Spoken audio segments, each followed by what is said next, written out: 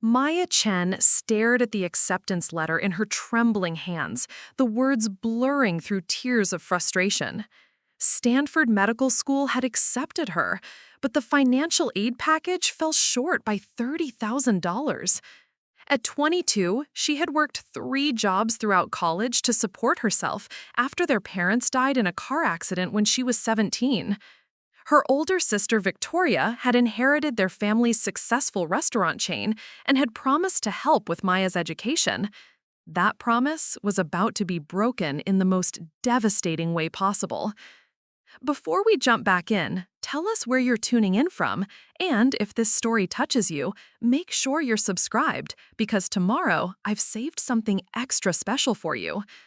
But sometimes life has a twisted sense of justice, and the sister who refused to help when Maya needed it most would soon find herself desperately needing Maya's help.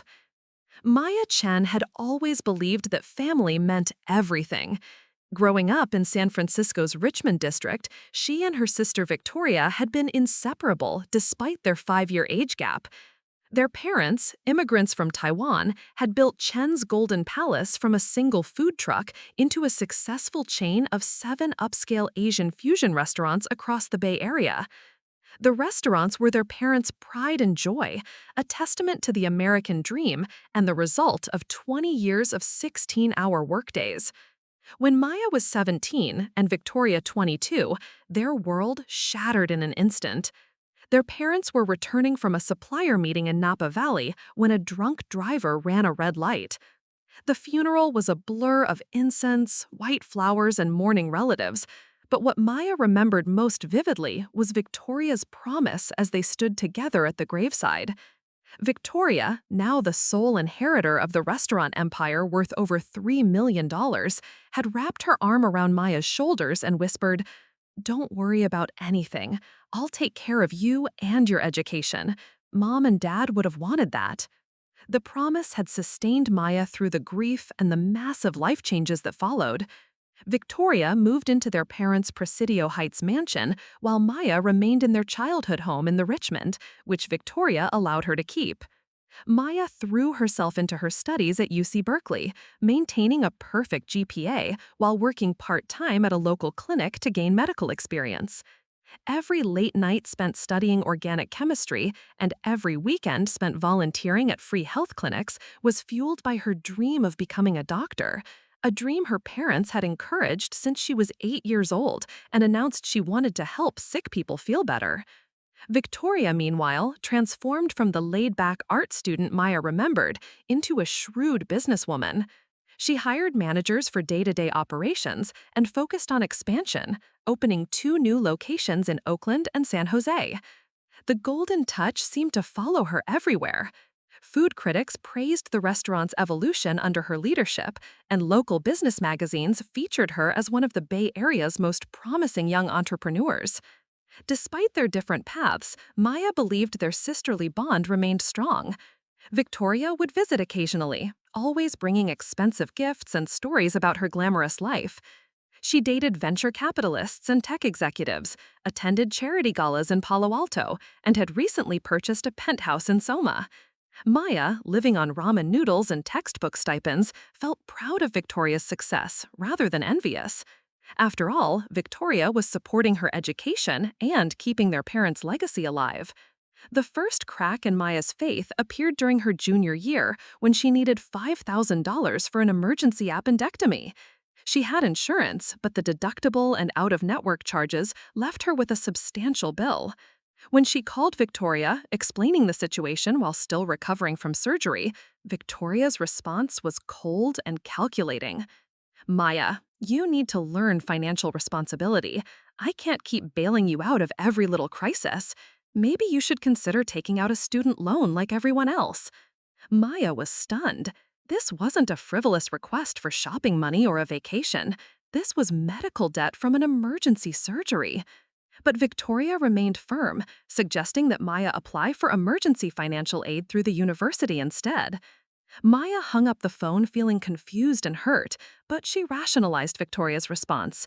Running 7 restaurants was stressful, and perhaps Victoria was simply teaching her independence. The second crack appeared when Maya's laptop died during finals week of her senior year. The ancient machine, a high school graduation gift from their parents, finally gave up after years of faithful service. Maya called Victoria, explaining that she needed a basic laptop to complete her final projects and MCAT preparation. The conversation quickly devolved into a lecture about Maya's supposed irresponsibility with technology.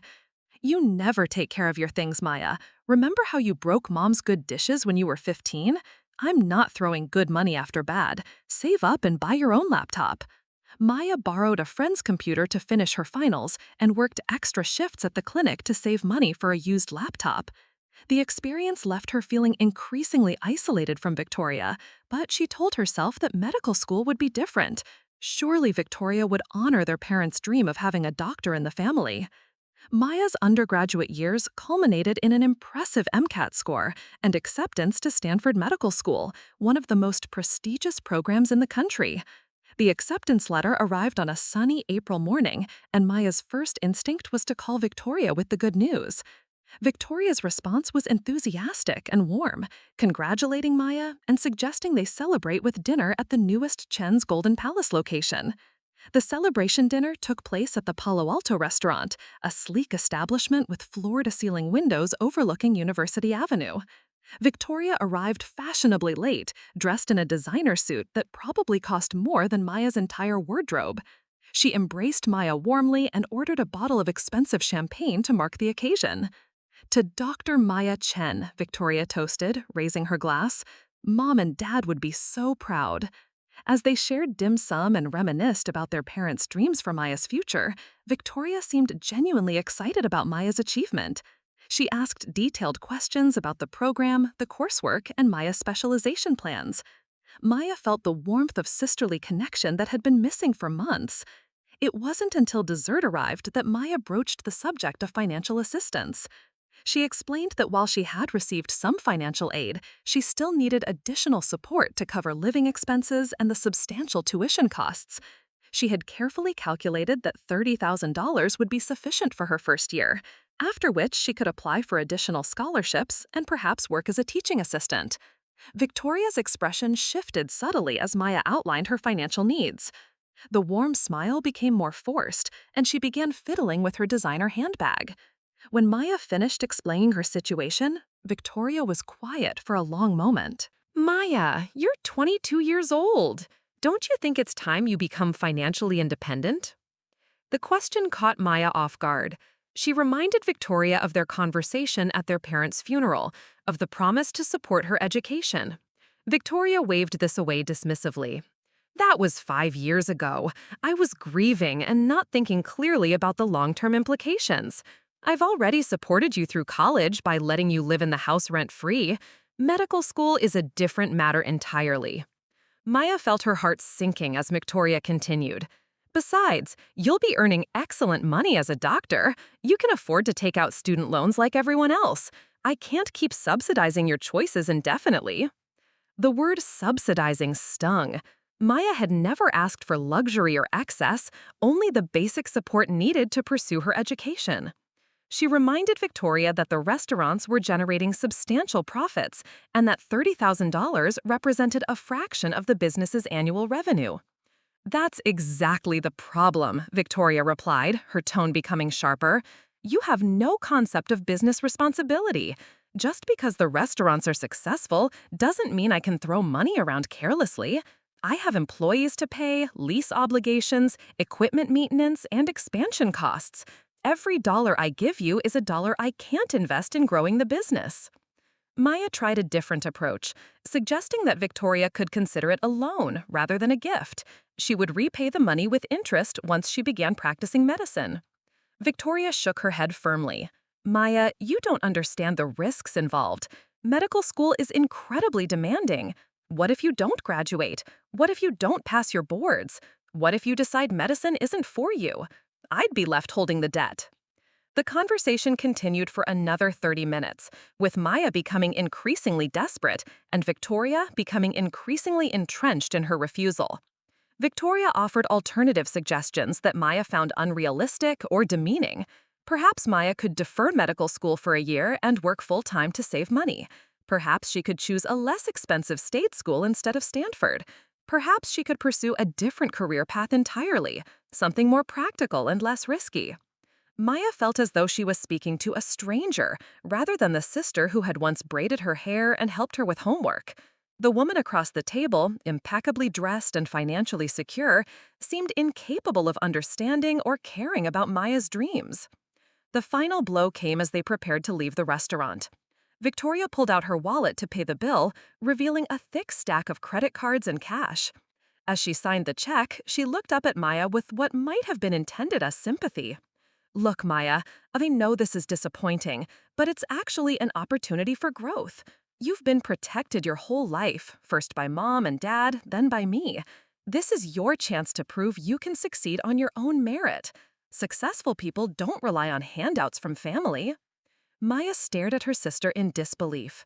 The implication that asking for help with medical school tuition constituted asking for a handout was both cruel and hypocritical. Victoria had inherited their parents' entire business empire without having to prove herself or earn it through years of struggle. As they walked to their cars, Victoria's parting words were equally painful. "I hope you understand that this decision isn't personal. It's simply good business. I have to protect the family assets for the long term." Maya drove home in stunned silence, the acceptance letter now feeling like a mockery rather than an achievement. That night, she spread her financial documents across her kitchen table and tried to find a way to make the numbers work. Even with the maximum student loan amounts, she would still fall short of what she needed for tuition and living expenses. Over the following weeks, Maya explored every possible option. She applied for additional scholarships, sought out emergency financial aid programs, and even considered crowdfunding. She picked up extra shifts at the clinic and sold most of her possessions, including jewelry their parents had given her. Nothing came close to bridging the gap. The most painful part wasn't the financial stress, though that was considerable. It was the complete breakdown of trust between her and Victoria. Maya had believed, perhaps naively, that family bonds trumped financial considerations. She had assumed that Victoria, having inherited their parents' legacy, would want to honor their dreams for Maya's future. Instead, Maya found herself completely alone, facing the possibility that her lifelong dream of becoming a doctor would be derailed not by academic failure or lack of ability, but by her sister's refusal to help when help was desperately needed. 3 weeks before the deadline to accept or decline Stanford's offer, Maya received a call from Dr. Rachel Morrison, her undergraduate mentor and a family medicine physician at UCSF.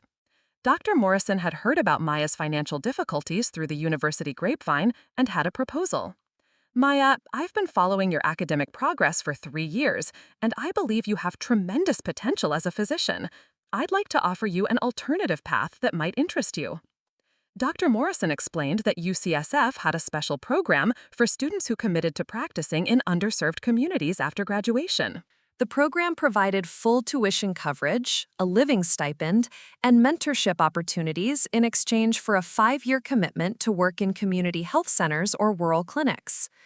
"It's not Stanford," Dr. Morrison admitted, "but UCSF has an excellent medical program, and you'd be making a real difference in communities that desperately need quality health care."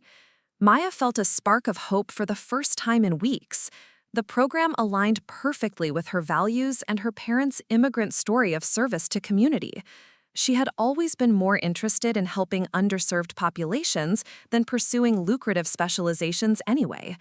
After careful consideration, Maya declined Stanford's offer and accepted the UCSF Community Service Program. She called Victoria to inform her of the decision, framing it as an exciting opportunity rather than a second choice forced by financial constraints. Victoria's response was predictably self-serving. "See, I knew you'd find a way to make it work. This is probably better for you anyway. Stanford can be very competitive and stressful." Maya hung up the phone feeling a mixture of relief and resentment. Relief that she would still become a doctor, resentment that Victoria was taking credit for a solution she had played no role in creating. As Maya began her medical school journey at UCSF, she gradually distanced herself from Victoria. She declined invitations to family gatherings and restaurant openings, claiming she was too busy with her studies. This wasn't entirely untrue. Medical school was demanding, and her community service commitment required additional coursework in public health and social medicine. Victoria seemed oblivious to Maya's emotional withdrawal, interpreting her absence as simple academic dedication. On the rare occasions when they spoke, Victoria would share updates about her business expansion and social life, apparently assuming that Maya's life was progressing smoothly as well. Maya's medical school years were characterized by intense study, clinical rotations, and growing expertise in emergency medicine. She discovered that she had a natural talent for crisis management and rapid diagnosis, skills that served her well in the chaotic environment of urban emergency departments.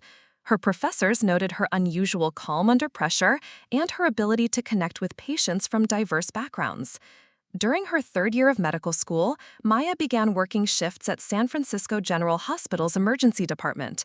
The experience was exhausting but exhilarating, confirming her decision to specialize in emergency medicine. She loved the variety of cases, the immediate impact she could have on patients' lives, and the collaborative environment of the emergency department team. It was during this time that Maya began to recognize how profoundly her relationship with Victoria had changed. The sister, who had once been her closest confidant and biggest supporter, had become a distant acquaintance who happened to share her DNA. Maya realized that Victoria's refusal to help with medical school had been symptomatic of a deeper transformation. Success and wealth had changed Victoria in ways that made authentic relationship impossible. Maya's residency application process was highly competitive, but her stellar academic record and exceptional clinical evaluations opened doors at top programs across the country. She ultimately chose a 4-year emergency medicine residency at UCLA, drawn by the program's emphasis on trauma care and their strong community outreach initiatives. The move to Los Angeles provided physical distance that matched the emotional distance Maya had been feeling. She informed Victoria of her plans via text message, a communication method that would have been unthinkable during their childhood, but now seemed appropriate for their superficial relationship. Victoria's response was characteristically focused on herself. "That's exciting. I've been thinking about opening a Chen's Golden Palace location in LA. Maybe we can scout locations together when you're settled." Maya didn't respond to the message. The idea of helping Victoria expand her business empire while she worked 80-hour weeks for a residence salary felt almost insulting. Victoria had made it clear that their relationship was purely transactional, and Maya was no longer interested in transactions that only benefited her sister. During her residency years, Maya threw herself completely into her medical training. Emergency medicine suited her personality and values perfectly. She loved the unpredictability, the immediate impact on patients' lives, and the collaborative nature of emergency care. Her attendings recognized her exceptional diagnostic skills and natural leadership abilities, often assigning her to manage complex cases typically reserved for senior residents. Maya's personal life during residency was necessarily limited, but she formed close friendships with her fellow residents and began dating Dr. James Park, a cardiothoracic surgery resident who shared her passion for medicine and her commitment to serving underserved populations. Their relationship developed slowly, built on mutual respect and shared values, rather than the superficial attractions that had characterized Victoria's romantic life. As Maya's residency progressed, she heard occasional updates about Victoria through their extended family network. The restaurant business continued to thrive, with Victoria opening new locations in Sacramento and San Diego. Victoria had also become engaged to Marcus Wellington, a venture capitalist who moved in San Francisco's most exclusive circles. Their engagement party, according to their cousin Linda, had been featured in San Francisco Magazine and attended by several local politicians and tech industry leaders. Maya felt no jealousy about Victoria's continued success, but she also felt no pride or connection to it. Victoria's achievements seemed hollow compared to the daily satisfaction Maya found in saving lives and serving her community. The sister who had once shared Maya's dreams and values had become someone Maya barely recognized. During Maya's final year of residency, she received an unexpected call from their cousin Linda, who had always served as the family's unofficial communication hub. Linda's voice was uncharacteristically serious as she delivered news that would change everything. "Maya, I thought you should know that Victoria hasn't been well. She's been having some health issues, but she's been very secretive about it. I'm worried about her, and I think she might need family support right now." Maya's initial response was complicated. Despite everything that had happened between them, Victoria was still her sister, and the thought of her suffering stirred feelings Maya thought she had successfully buried. At the same time, Maya couldn't ignore the irony of the situation. The sister who had refused to help when Maya needed support was now potentially in need of help herself. Maya asked Linda for more details, but Linda's information was limited. Victoria had been missing family gatherings, had lost weight, and seemed unusually tired and stressed. Marcus had apparently expressed concern to mutual friends, but Victoria insisted everything was fine and refused to discuss her health with anyone. After hanging up with Linda, Maya found herself in an ethical and emotional dilemma. As a physician, she understood the importance of family support during health crises. As Victoria's sister, she retained some residual love despite their estrangement. Preparing and narrating this story took us a lot of time, so if you are enjoying it, subscribe to our channel. It means a lot to us. Now back to the story. But as someone who had been abandoned by Victoria when she needed help most, Maya struggled with the idea of offering support that might not be appreciated or reciprocated. Maya decided to send Victoria a brief text message expressing concern and offering to talk if Victoria needed medical advice or emotional support. The message was professional and distant, but it represented an olive branch of sorts. Victoria's response came 3 days later. "Thanks for your concern. Everything is fine. Focus on your training." Maya interpreted the dismissive response as confirmation that Victoria remained unchanged. She was still the person who kept others at arm's length and refused to show vulnerability or accept help. Maya decided to respect Victoria's apparent wishes and maintained her distance. What Maya didn't know was that Victoria's situation was far more serious than anyone realized, and that within 6 months, Victoria would be desperately in need of the very help she had once refused to provide to Maya. Sometimes life has a way of bringing situations full circle, and the sister who had prioritized business over family was about to learn that some things are more valuable than money or success. The stage was set for a confrontation that would test both sisters' character and force them to confront the choices they had made and the prices they had paid for those choices.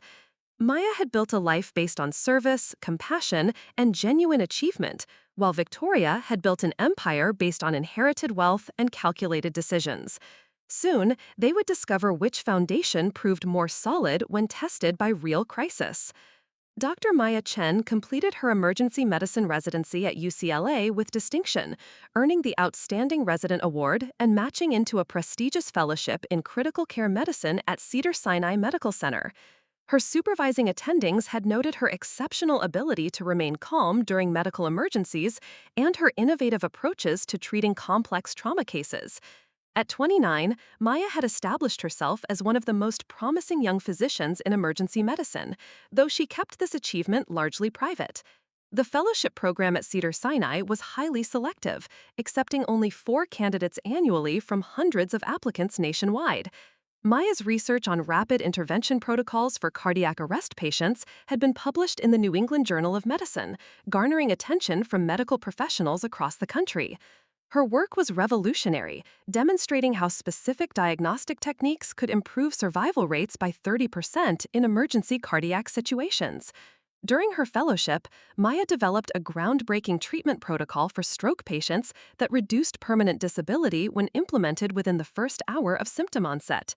The protocol, which she named the Chen Rapid Assessment Method, was being tested at major medical centers and showed tremendous promise for becoming the new standard of care. Maya's personal life had also evolved significantly. Her relationship with Dr. James Park had deepened into a genuine partnership built on mutual respect and shared values. James, now completing his cardiothoracic surgery fellowship at UCLA, understood the demands of medical training and shared Maya's commitment to serving underserved populations. They had quietly gotten engaged 6 months earlier, planning a small ceremony focused on family rather than the elaborate social events that characterized Victoria's world. The irony wasn't lost on Maya that while Victoria built her empire on inherited wealth and social connections, Maya had created her success through years of sacrifice, study, and genuine service to others. Every patient Maya saved, every life-changing intervention she developed, represented real impact on human suffering. Her work had meaning beyond profit margins and business expansion. Maya maintained minimal contact with Victoria during these years, communicating primarily through their cousin Linda and exchanging obligatory holiday greetings. Victoria's life, from what Maya observed through family updates, had become increasingly focused on wealth accumulation and social status. The restaurant chain had expanded to 15 locations across California, and Victoria's engagement to Marcus Wellington had elevated her into San Francisco's highest social circles. What Maya didn't realize was that Victoria's apparently charmed life was beginning to unravel in ways that money and connections couldn't fix. The first sign of trouble came during Maya's second year of fellowship, when their cousin Linda called with concerning news about Victoria's behavior at a family wedding. Victoria had appeared thin and agitated, spending most of the reception on her phone dealing with what she described as urgent business matters. Several relatives had noticed her hands shaking when she thought no one was looking, and she had excused herself multiple times throughout the evening. Linda's concerns deepened when Victoria abruptly canceled their annual family reunion, citing scheduling conflicts that seemed unusually vague. Victoria had always been the family member who organized gatherings and maintained connections with their extended relatives. Her sudden withdrawal from family responsibility was completely out of character. Maya listened to Linda's concerns with professional detachment, recognizing the symptoms Linda described as potentially indicative of serious health issues.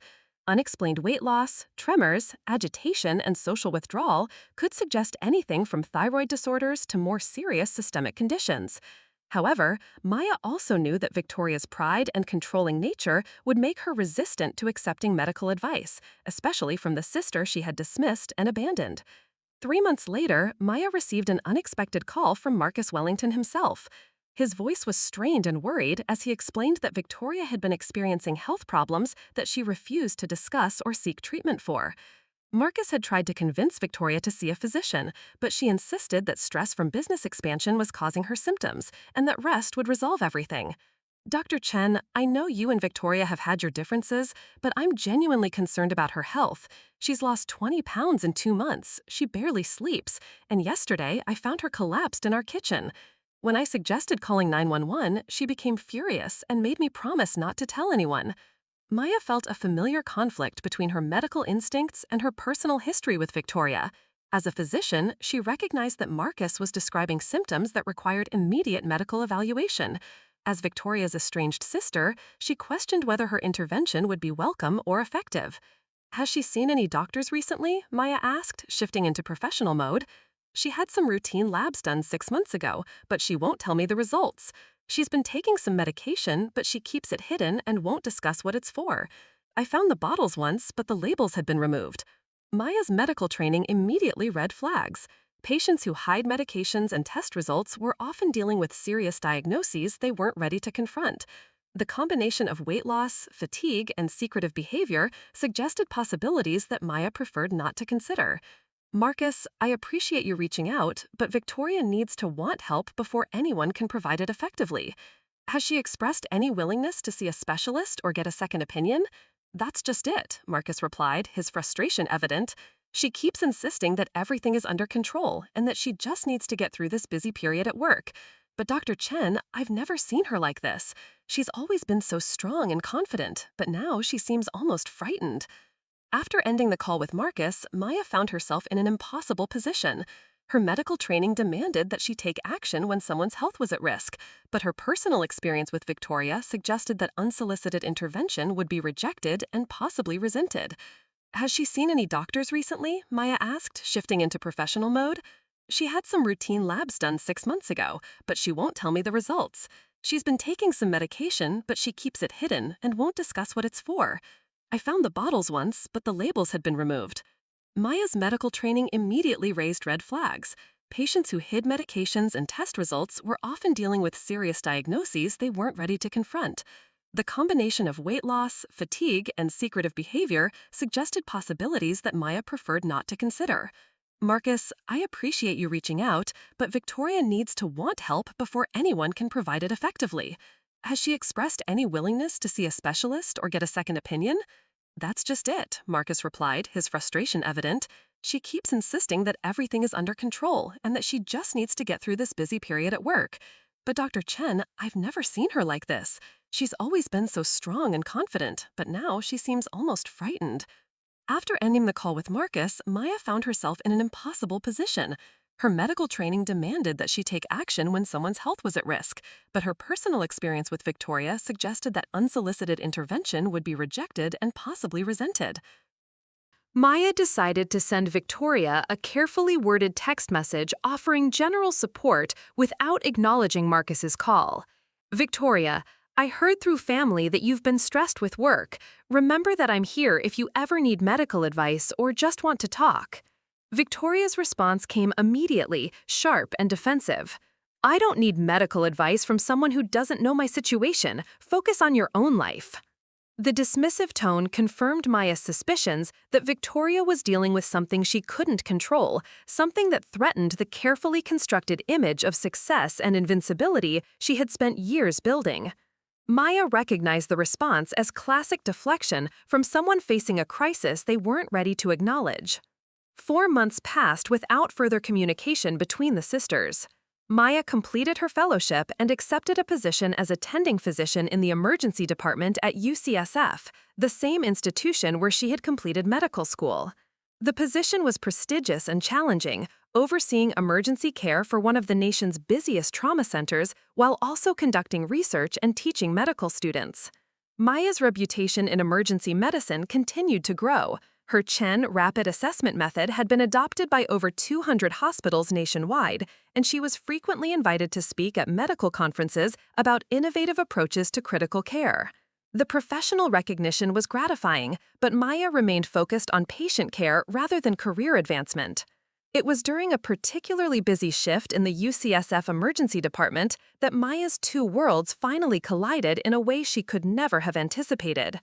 Maya was treating a motorcycle accident victim when her nurse approached with an unusual expression. Dr. Chen, there's a patient in Base 7 who specifically requested you. She says she's your sister. Maya's hands never paused in their examination of her current patient, but her mind immediately shifted to high alert. Victoria in the emergency department meant something serious had happened, something serious enough to overcome her pride and seek help from the sister she had dismissed for years. After stabilizing the motorcycle accident victim and ensuring he was transferred to surgery, Maya approached Base 7 with professional composure, masking personal turmoil. She pulled back the curtain to find Victoria lying on the examination bed, looking smaller and more vulnerable than Maya had seen her since childhood. Victoria's appearance was shocking. The confident, perfectly groomed woman Maya remembered had been replaced by someone who seemed to have aged a decade in the months since they had last seen each other. Victoria's face was gaunt, her skin had an unhealthy pallor, and her hands trembled as she tried to smooth her hospital gown. "Hello, Victoria," Maya said quietly, maintaining professional distance while conducting a visual assessment. "What brings you to the emergency department today?" Victoria's eyes filled with tears, the first genuine emotion Maya had seen from her sister in years. "Maya, I think I'm dying." The simple statement, delivered with quiet desperation, cut through years of resentment and hurt feelings. In that moment, Maya saw not the sister who had abandoned her when she needed help, but a frightened patient who needed medical care. "Tell me what's been happening," Maya said, pulling up a chair and adopting the calm, reassuring tone she used with all her patients. "When did your symptoms start?" Victoria's story emerged in fragments, punctuated by tears and long pauses. She had been experiencing fatigue for over a year, initially attributing it to stress from business expansion. The symptoms had gradually worsened, adding weight loss, night sweats, and persistent abdominal pain that she had tried to ignore. "I finally saw a doctor 3 months ago," Victoria admitted, her voice barely above a whisper. "They ran tests, and the results were concerning. They wanted to do more tests, but I got scared and didn't follow up." Maya maintained her professional composure while internally processing the implications of Victoria's symptoms. The combination of constitutional symptoms, weight loss, and abdominal pain suggested several possibilities, none of them benign. "Do you have the test results with you?" Maya asked. Victoria reached into her purse with shaking hands and produced a folder of medical documents. Maya reviewed the laboratory findings and imaging reports, her medical training immediately recognizing the significance of the abnormal values and concerning radiological findings. The blood work showed elevated tumor markers and abnormal liver function tests. The CT scan revealed multiple lesions consistent with metastatic disease. Maya's heart sank as she realized that Victoria was dealing with advanced cancer that had likely been progressing for months without treatment. Victoria, these results indicate that you have a serious medical condition that requires immediate attention. You need to see an oncologist right away. Victoria closed her eyes, tears streaming down her face. I know, I've known for months. I just kept hoping it would go away, that if I ignored it and stayed busy, maybe it wasn't real. Maya understood the psychological mechanism behind Victoria's denial. Facing a cancer diagnosis required acknowledging vulnerability and mortality, concepts that threatened Victoria's entire identity as someone who controlled every aspect of her life through wealth and determination. "Why did you come in today?" Maya asked. "What changed?" "I collapsed at the restaurant this morning. Marcus found me unconscious in my office. When I woke up, I realized I couldn't pretend anymore. And I realized that if I was going to die, I wanted to make things right with you first." The admission hung in the air between them, years of pain and resentment suddenly seeming less important in the face of Victoria's mortality. Maya felt a complex mixture of emotions: grief for her sister's condition, vindication that Victoria finally recognized her mistakes, and professional responsibility to provide the best possible care. "Victoria, you're not dying today, and we're going to get you the help you need, but you have to be willing to fight this and follow medical advice, even when it's difficult." Victoria nodded weakly. "I know I haven't been a good sister to you, Maya. I know I failed you when you needed help with medical school. I was selfish and short-sighted, and I've regretted it every day since."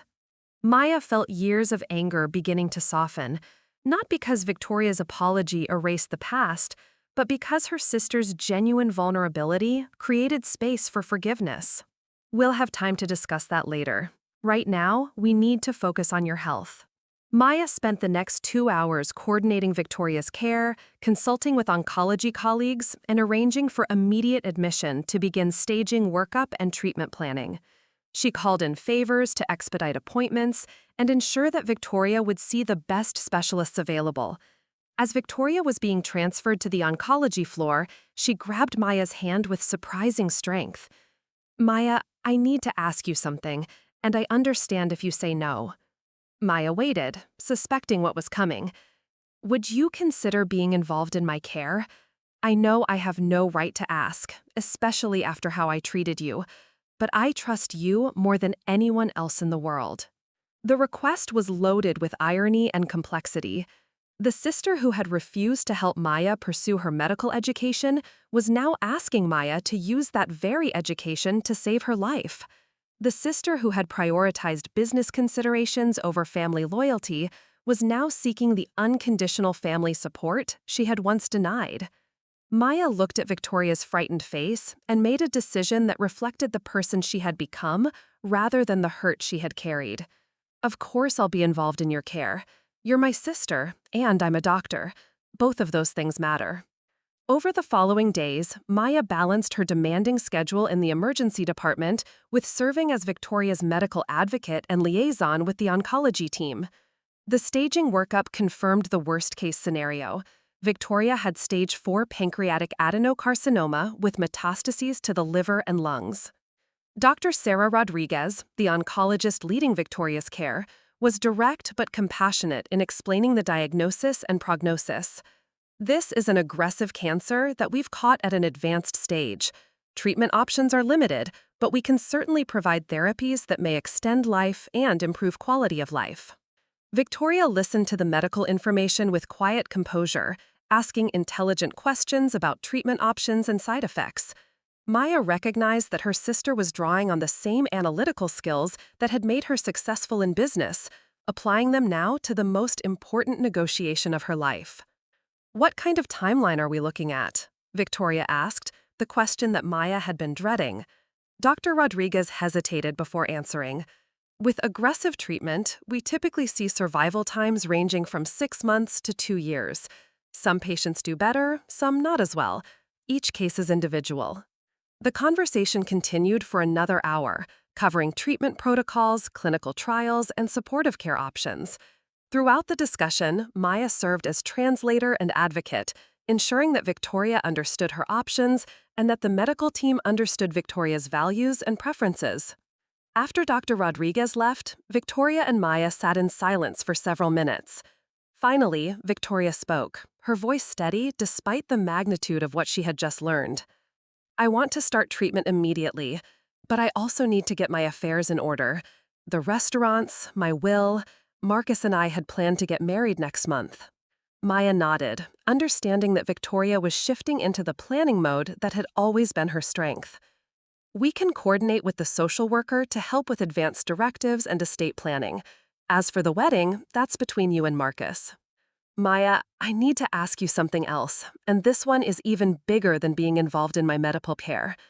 Maya waited, sensing that Victoria was about to reveal something significant. "I want to transfer ownership of the restaurants to you, all of them. I know you have your medical career, but I want you to have what should have been partially yours from the beginning." Maya was stunned. The restaurant chain was worth millions of dollars, representing the legacy their parents had built and Victoria had expanded. The offer was both generous and fraught with complexity. "Victoria, I appreciate the gesture, but I don't know anything about running restaurants. My life is medicine. You don't have to run them personally. We have excellent managers in place. But I want you to have the financial security I denied you when you needed it.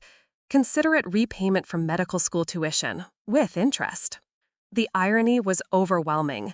Victoria was offering Maya wealth and security at the exact moment when Maya had achieved financial stability through her own efforts. The restaurants that had once represented the barrier between the sisters were now being offered as a bridge. "Let me think about it," Maya said finally. "Right now, let's focus on your treatment." Victoria nodded, but Maya could see that the transfer of the restaurants was important to Victoria beyond simple estate planning. It represented acknowledgement of past mistakes and an attempt to balance the scales of their relationship. Over the following weeks, as Victoria began chemotherapy treatment, their relationship underwent a transformation that neither sister could have anticipated. Victoria's illness had stripped away the pretenses and defenses that had characterized their interactions for years, creating space for honest communication about their childhood, their parents' death, and the choices they had both made. Maya found herself genuinely enjoying time with Victoria for the first time in over a decade. Freed from the pressure of maintaining her image as the successful, invulnerable businesswoman, Victoria revealed the intelligence, humor, and vulnerability that Maya remembered from their childhood. "I was so jealous of you," Victoria admitted during one of their conversations in the chemotherapy infusion center. You always knew what you wanted to do with your life. You had passion and purpose. I inherited a business, but I never felt like I had earned anything. Maya was surprised by the admission. "I was jealous of you too. You seem to have everything so easily. Success, money, social connections. It never occurred to me that you might feel like you hadn't earned it. The restaurants were successful because Mom and Dad built something amazing. I just maintained what they created and expanded it using the foundation they laid. You built your career from nothing, especially after I failed to help you when you needed it." These conversations, taking place in hospitals and treatment centers, were more honest and meaningful than any interaction the sisters had shared as adults. Maya began to understand that Victoria's refusal to help with medical school had been motivated not by selfishness alone, but by her own insecurities about worthiness and fear of enabling dependency. "I thought I was teaching you independence," Victoria explained. "I thought that if you could succeed without help, it would prove that you were stronger than I was. I realize now how wrong and hurtful that was." Maya felt the last vestiges of resentment melting away. "We both made mistakes. I could have tried harder to maintain our relationship instead of pulling away completely." As Victoria's treatment progressed, her condition stabilized temporarily. The chemotherapy was causing significant side effects, but tumor markers showed some improvement, and Victoria's energy levels increased enough for her to spend time at the restaurants and plan her wedding to Marcus. Maya found herself increasingly involved in Victoria's business decisions, not as an owner, but as a trusted advisor helping Victoria prepare for various scenarios. Victoria was determined to ensure that the restaurants would continue operating successfully regardless of her health outcomes. "I want the Chen legacy to continue," Victoria told Maya during one of their planning sessions. "Mom and Dad built something meaningful, and I've tried to honor that. I need to know that it will continue to serve the community and employ the people who depend on it." Maya was moved by Victoria's concern for the restaurant employees and the communities they served. This aspect of Victoria's character had always existed, but had been overshadowed by her focus on expansion and profit. Illness had revealed her deeper values and motivations. The wedding between Victoria and Marcus took place 3 months after Victoria's diagnosis, in a small ceremony at UCSF's chapel with only immediate family present. Maya served as Victoria's maid of honor, a role that would have seemed impossible during their years of estrangement. As Maya watched Victoria exchange vows with Marcus, she reflected on how dramatically their relationship had evolved. The sister who had once prioritized business over family had demonstrated that love and connection ultimately mattered more than wealth or status. The sister who had once dismissed Maya's dreams was now supporting Maya's career and offering to share the family legacy. Victoria's offer to transfer the restaurants remained on the table, but Maya had decided to propose an alternative arrangement that better reflected both sisters' values and capabilities. Instead of individual ownership, Maya suggested creating a foundation that would operate the restaurants as social enterprises, using profits to fund scholarships for first-generation college students pursuing medical careers. "We could call it the Chen Family Foundation," Maya proposed. "It would honor Mom and Dad's legacy while helping other families achieve their dreams the way they helped us achieve ours." Victoria's eyes lit up at the suggestion. That's perfect. It's what they would have wanted, using their success to help others succeed. The foundation structure would allow the restaurants to continue operating under professional management while directing profits toward educational support for students from immigrant families. Maya would serve on the board while maintaining her medical career, and Victoria would remain involved as long as her health permitted. As Victoria's treatment continued, Maya began to appreciate the complexity of her sister's character and the genuine love that had always existed beneath their conflicts.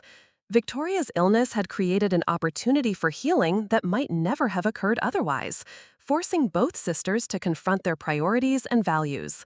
The sister who had once refused to help Maya pursue her dreams was now Maya's closest ally and supporter. The sister who had prioritized wealth over relationships had discovered that relationships are the only wealth that truly mattered when facing mortality. Maya realized that Victoria's illness, while tragic, had given them both an unexpected gift: the chance to rediscover their love for each other and to build a legacy together that honored their parents' values while reflecting their own growth and wisdom. The transformation was complete, but the most challenging part of their journey was still ahead. 6 months after Victoria's cancer diagnosis, the Chen Family Foundation officially launched with a mission that would have made their parents proud.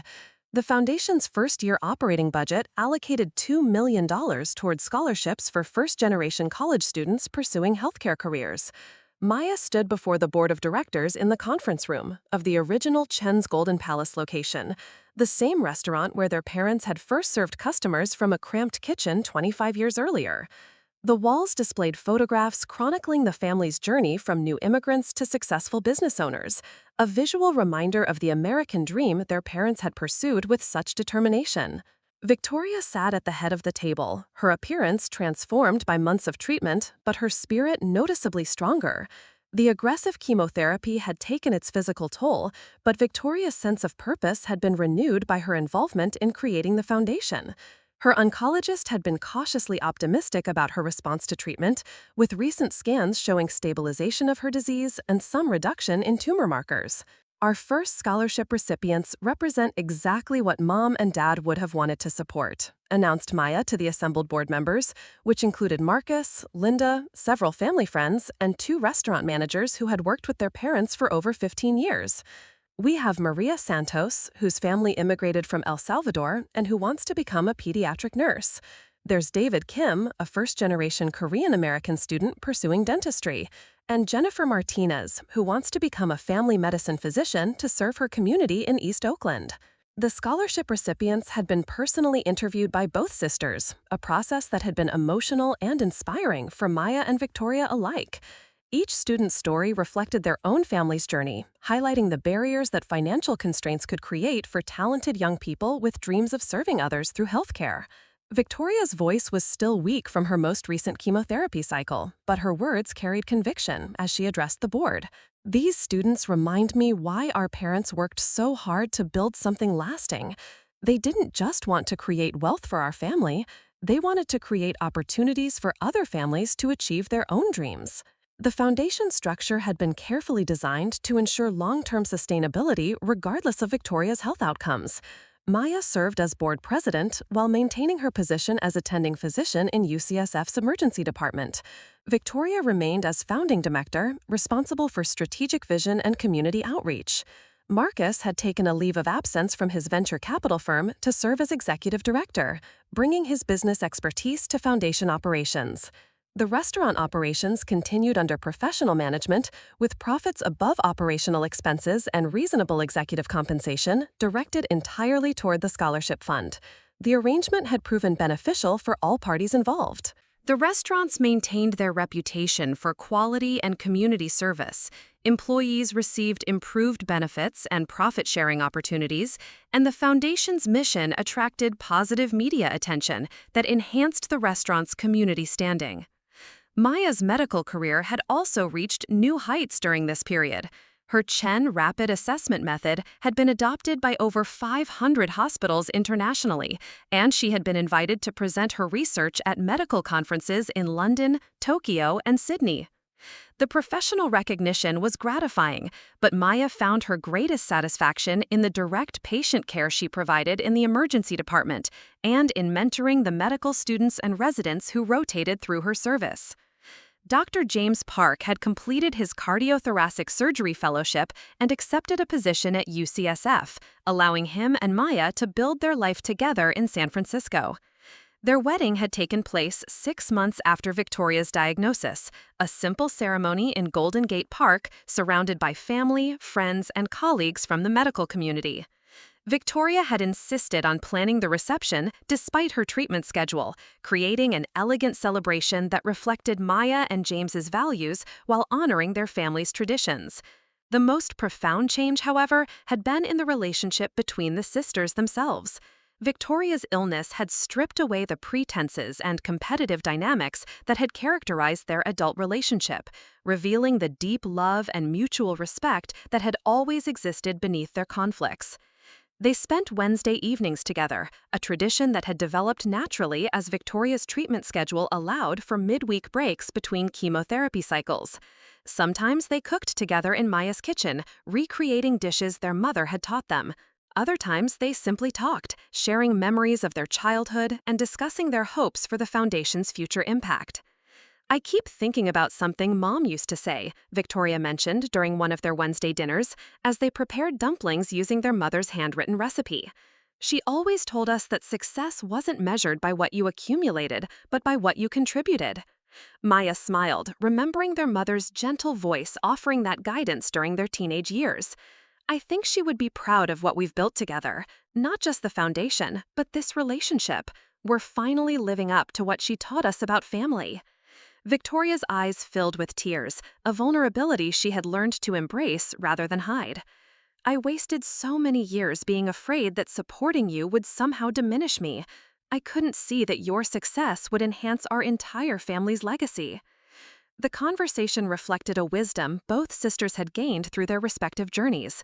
Maya had learned that true success came not from individual achievement alone, but from using one's talents and resources to create opportunities for others. Victoria had discovered that genuine security came not from accumulating wealth, but from building meaningful relationships and contributing to something larger than oneself. As Victoria's treatment progressed into its second year, her medical team had been encouraged by her response to therapy. While pancreatic cancer remained a serious diagnosis with an uncertain prognosis, Victoria's case had proven more responsive to treatment than initially expected. Dr. Rodriguez attributed Victoria's relatively positive response to several factors: early aggressive intervention, access to cutting-edge therapies, strong family support, and Victoria's own determination to fight the disease. Having a physician in the family has been tremendously beneficial, Dr. Rodriguez explained during one of Victoria's follow-up appointments. Maya's advocacy and medical knowledge have helped us optimize your care and ensure that you understood all your options. Maya's involvement in Victoria's care had evolved from crisis intervention to ongoing support and advocacy. She attended medical appointments when Victoria requested her presence, helped interpret complex medical information, and served as a liaison between Victoria's various specialists. The role had strengthened their relationship while also providing Maya with insights into the patient and family experience that enhanced her own clinical practice. The Foundation Scholarship Program had expanded during its second year, supporting 25 students across various healthcare disciplines. The selection process had become increasingly competitive, with applications coming from talented students across California and beyond. Maya and Victoria had traveled to several universities to speak with pre-health students about opportunities in healthcare and the importance of serving underserved communities. During one such visit to UC Berkeley, Maya's alma mater, they met with a pre-med student named Elena Rodriguez, whose family had immigrated from Guatemala and who was working multiple jobs to support herself through college while maintaining a perfect GPA in biochemistry. "My parents clean office buildings at night so that I can study during the day. They never had the opportunity for education, but they've sacrificed everything so that I could become a doctor and help families like ours." Victoria was visibly moved by Elena's story, which reminded both sisters of their own parents' sacrifices and dreams. After the interview, Victoria pulled Maya aside with an idea that would significantly expand the foundation's impact. "What if we created a mentorship component to go along with the scholarships? These students need more than just financial support. They need guidance navigating medical school applications, MCAT preparation, and all the challenges we faced." Maya immediately recognized the wisdom of Victoria's suggestion. "We could pair scholarship recipients with healthcare professionals who can provide ongoing mentorship and support. I know dozens of physicians who would be willing to participate." The mentorship program launched 6 months later, pairing each scholarship recipient with an established healthcare professional who provided guidance, encouragement, and networking opportunities.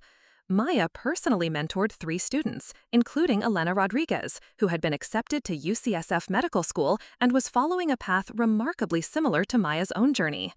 The program's success attracted attention from other foundations and healthcare organizations interested in replicating the model. Maya and Victoria were invited to speak at philanthropy conferences about their approach to combining financial support with personal mentorship, sharing the lessons they had learned about creating sustainable impact. "The most important thing we've discovered," Maya explained during one such presentation, "is that supporting someone's dreams requires more than just writing a check. It requires relationship, ongoing commitment, and genuine investment in their success as human beings." Victoria's health remained stable during the foundation's 3rd year, with her medical team cautiously optimistic about her long-term prognosis. She had been able to reduce her treatment intensity to maintenance therapy, allowing her to travel and take on more active roles in foundation operations. Her relationship with Marcus had deepened through the shared experience of facing her illness together, and they had begun discussing the possibility of adoption or surrogacy to build the family they both wanted. Maya's career had also continued to evolve, with her accepting a position as Associate Chief of Emergency Medicine at UCSF, a role that combined clinical leadership with research and education responsibilities. She had also been appointed to the California Medical Board's Committee on Healthcare Access, where she advocated for policies that would reduce barriers to medical education for underrepresented students. The integration of Maya's medical career with the Foundation's mission had created synergies that benefited both endeavors.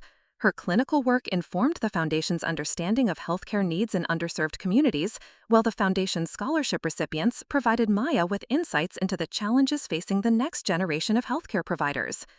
During the Foundation's 3rd annual gala, held at the renovated warehouse space that had housed their parents' original restaurant, Maya delivered a keynote address that reflected on the journey she and Victoria had traveled together. 3 years ago, my sister and I were estranged, separated by misunderstandings and hurt feelings that seemed insurmountable. Today, we stand together, not just as sisters, but as partners in continuing our parents' legacy of service and opportunity. The audience, which included scholarship recipients, their families, Foundation board members, and supporters from the medical and business community, listened intently as Maya continued. We learned that true healing requires more than just addressing symptoms. It requires understanding root causes, addressing systemic problems, and creating sustainable solutions. The same principles that guide good medical care also guide effective philanthropy and meaningful relationships. Victoria followed Maya's remarks with her own reflection on the transformation their relationship had undergone. Illness taught me that the things I thought were most important, wealth and status and control, were actually the least important when facing real crisis. What mattered was love, support, and the knowledge that my life had contributed to something meaningful. The evening concluded with the announcement of the Foundation's expansion into supporting nursing and physical therapy students, broadening their impact across healthcare disciplines. The expansion had been funded by a major gift from Marcus's venture capital firm and matching contributions from several other Bay Area philanthropists who had been inspired by the Foundation's model. As the gala ended and guests began to depart, Maya and Victoria stood together in the space where their parents had first dared to dream of building something lasting. The walls now displayed photographs of scholarship recipients alongside images from their family's history, creating a visual narrative that connected past achievements with future possibilities. "Mom and Dad would be amazed," Victoria said quietly, surveying the crowded room filled with young healthcare students, their families, and the professionals who supported them. Maya nodded, feeling the presence of their parents in the energy and hope that filled the space. They always believed that education was the key to opportunity. Now we're able to unlock that opportunity for dozens of families every year. The Foundation's fourth year brought new challenges and opportunities as its reputation grew and applications for scholarships increased dramatically. Maya and Victoria had to expand the selection committee and develop more sophisticated evaluation criteria to manage the volume of qualified candidates. Victoria's health remained stable, though she continued maintenance chemotherapy and regular monitoring. Her medical team considered her a success story, having exceeded initial survival predictions while maintaining good quality of life. Victoria often spoke at cancer support groups, sharing her experience and emphasizing the importance of accepting help from family and friends. "I spent years thinking that independence meant never needing anyone," Victoria told one such group. "Cancer taught me that true strength comes from building relationships strong enough to withstand crisis and vulnerability." Maya's medical practice had expanded to include research on the social determinants of health, examining how economic and educational factors influenced health outcomes in emergency department populations. Her findings supported the Foundation's approach of addressing educational barriers as a form of public health intervention. The research had also strengthened Maya's conviction that her sister's initial refusal to help with medical school, while personally painful, had ultimately led to a path that was more meaningful and impactful than any alternative. Maya's struggle to finance her education had deepened her understanding of the barriers facing underrepresented students, informing her work as both a physician and philanthropist. "Sometimes the most difficult experiences create the most important opportunities," Maya reflected during a joint interview with Victoria for a medical journal article about physician philanthropy. "Victoria's illness brought us together in ways that might never have happened otherwise. My struggles with medical school financing taught me lessons that now benefit hundreds of students." Victoria's response captured the wisdom both sisters had gained through their respective journeys. "We learned that healing relationships requires the same principles as healing patients: accurate diagnosis, appropriate treatment, and ongoing care. You can't fix everything with a single intervention." As the Foundation entered its fifth year, Maya and Victoria began planning for its long-term sustainability and growth. They established an endowment fund designed to ensure the scholarship program could continue indefinitely, even if restaurant profits declined or other economic challenges arose. The planning process required both sisters to confront questions about legacy and mortality that were particularly poignant given Victoria's ongoing health challenges. However, their discussions were characterized by hope and determination rather than fear or regret. "Whatever happens to either of us," Victoria said during one of their planning sessions, "this foundation will continue helping families achieve their dreams the way Mom and Dad helped us achieve ours."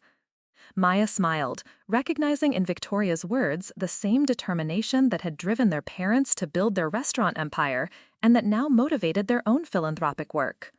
We've created something that honors their memory while building our own legacy. That's what family is supposed to do. The Foundation's 5th anniversary gala featured Elena Rodriguez, now a second-year medical student, as the keynote speaker. Elena's presentation about her journey from working multiple jobs to support her family to pursuing her dream of becoming a pediatrician brought tears to many eyes in the audience. The Chen Family Foundation didn't just provide financial support, Elena told the assembled crowd. Dr. Maya Chen became my mentor, my advocate, and my example of what it means to use your success to lift others up. Victoria Chen showed me that true leadership means investing in other people's dreams. As Elena spoke, Maya and Victoria sat together at the head table, their hands clasped in a gesture that symbolized the journey they had traveled from estrangement to partnership. The sister who had once refused to help had become Maya's closest collaborator in helping others. The sister who had once felt abandoned had become Victoria's most trusted advisor and advocate. The evening concluded with the announcement that the foundation had provided scholarships to over 100 students in its first 5 years, with graduates now working in hospitals, clinics, and community health centers across California and beyond. Several scholarship recipients had returned to serve on the foundation's selection committee, creating a cycle of giving that ensured the program's continued relevance and impact. As guests departed and the evening wound down, Maya and Victoria remained in the quiet restaurant space, surrounded by photographs and memories that connected their past with their present and future. "Do you ever wonder what would have happened if you hadn't gotten sick?" Maya asked quietly. Victoria considered the question carefully before responding. "I think we might have spent our entire lives as polite strangers who happened to share parents. Cancer forced us to confront what really mattered and gave us the chance to build something meaningful together." Maya nodded, understanding that Victoria's illness, while tragic, had created opportunities for healing and growth that might never have emerged otherwise. "We've built something that's bigger than either of us individually. That's what Mom and Dad always wanted for their family." The foundation's work continued to expand and evolve, but the core mission remained constant: creating opportunities for talented, determined students to pursue healthcare careers despite financial barriers. Each scholarship recipient represented not just an individual success story, but a continuation of the Chen family's commitment to service, community, and the belief that education could transform lives and communities. Maya and Victoria's relationship had been transformed from one of hurt and disappointment to one of mutual respect, shared purpose, and genuine love. The sister who had refused to help when Maya needed it most had become Maya's closest partner in helping others. The sister who had felt abandoned had become Victoria's most trusted advisor and advocate. Their journey together demonstrated that families, like patients, could heal from even serious wounds when the right treatment was applied with patience, skill, and commitment. Sometimes the most painful experiences created the most meaningful opportunities for growth and connection. Up next, you've got 2 more standout stories right on your screen. If this one hit the mark, you won't want to pass these up. Just click and check them out.